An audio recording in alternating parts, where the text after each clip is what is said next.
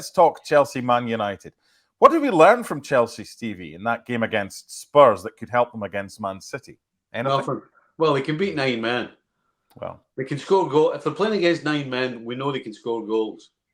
I mean, that's about it, I mean, it's not their fault that the way the game panned out, but at the same time, to look at it and try and think about it rationally, we saw all the stuff from Chelsea that we've been seeing for pretty much most of the season. They can get from the back through to the middle to the front, but once they get to the front, then they're blunt. And I don't know where and when it changes. Because Sterling's not a goal scorer. I don't think Nicholas Jackson's a goal scorer. And Cuckoo's on his way back. Should be the next few weeks. That could help. And that's the thing. All of a sudden, and Nkunku is the answer. Well, let me tell you, there's a couple of players from Germany that came over a couple of years ago to Chelsea, and one of them's back in Germany, and the other one's at Arsenal, and they were forwards who were supposed to score goals and couldn't do it. So I don't think we should automatically think Nkunku's the answer. I mean, I don't even think he's a centre forward, to be honest with you. So yeah, it's the old problem right now that Chelsea have that isn't going away anytime soon. It doesn't feel like.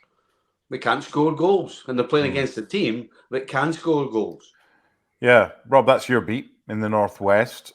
Man City going to Chelsea a few years ago, the Mourinho era and everything like that down at Stamford Bridge. It was like, whoa, this is a proper one. This is a tough one to call. Is it a tough one to call these days when Manchester City go to Chelsea? No, I mean, look, City have been so good the last couple of years that City have destroyed far better teams than Chelsea. I think City beat them 4 times last year, which tells you how dominant they were, particularly last season. Obviously, Chelsea had a really poor season. I think the worry for Chelsea heading into the game on Sunday is that they're playing a team who are really starting to put their foot down. They had a little blip where they lost 3 out of 4 games when they didn't have Rodri through suspension. But they've started to look more like themselves recently. They've won 5 on the bounce now.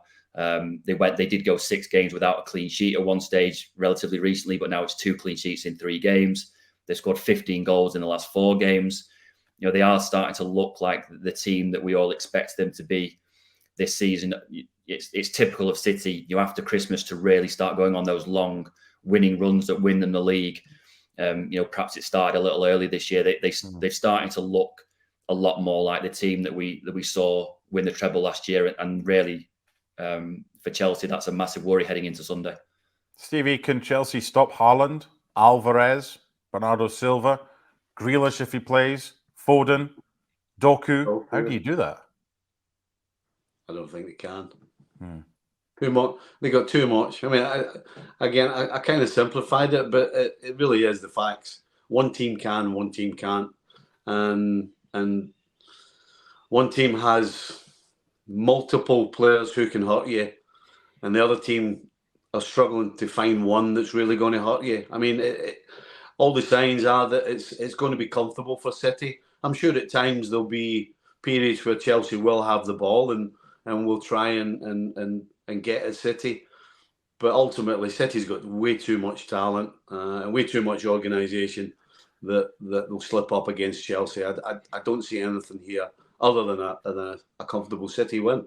And what about what Rob was saying, and that they're starting to pick up a little bit earlier than they maybe did last season, but it's helped when Liverpool can't win at Luton, when Spurs go down to Chelsea, when Arsenal have that defeat at Newcastle, and City just do what City do. And is this the start of a potential gap beginning to appear, albeit it isn't there, but would it be a surprise if that was to happen with City now?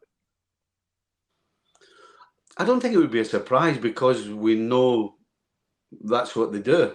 And I think the worst thing for everybody else in the Premier League is that as a group of players, when you get in a situation that City are in, where you're stepping on the field and you know you're going to win, that's a great place to be. And that seems to be what's happening right now. They've gone through that little patch where things weren't quite working out, but now they look as though they've just changed gear a little bit. And when that confidence goes through the whole team, not just 2 or 3 players, but all of a sudden the whole team stepping on the field knowing they're going to win, that's a tough force to come up against, and it kind of feels as though that's what's beginning to happen with City, even this early. Never mind past Christmas. Rob, just a question on Cole Palmer and his input and his impact at Chelsea.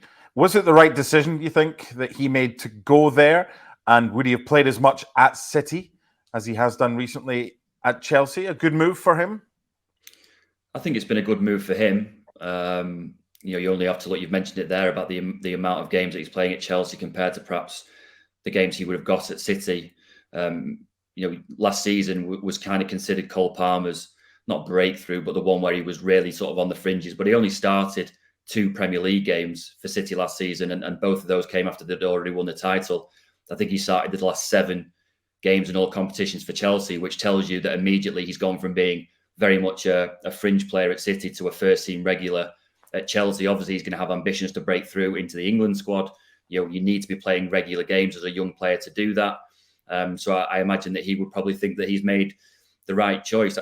I also think there was a little bit of surprise at City over the summer that Chelsea came in with the size of the bid that they did. I mean, £40 million for a 21-year-old who hadn't really played an awful lot of Premier League football is a huge amount of money. I think City, would have been happy to keep him. They rated him very highly and thought that if they managed him in the right way, that possibly he could become something similar to Phil Foden. But I think Cole Palmer just got to the point where he wasn't ready to wait for those opportunities. A big club in Chelsea came calling. They were obviously offering him more first-team football. I think it was a bit of a no-brainer for him in the end. Stevie's gone for City. What about you? The one thing that I would suggest is that Pochettino gave Guardiola's teams a really good game when he was at Tottenham manager. He knocked him out of the Champions League once. They had a couple of good wins, particularly at home, and a couple also at the Etihad Stadium. So I think Pochettino, maybe that will play in the back of Guardiola's mind a little bit, that Pochettino possibly on a couple of occasions has had his number. I just think the form of the two teams will tell, though, that City are in a really good run of form. Chelsea are just trying to start to find their feet. Obviously, they had a good win against 9 men, as Stevie said, against Spurs. I just can't see anything other than a City win. It might not be as comfortable as perhaps many expect, but I expect City to win.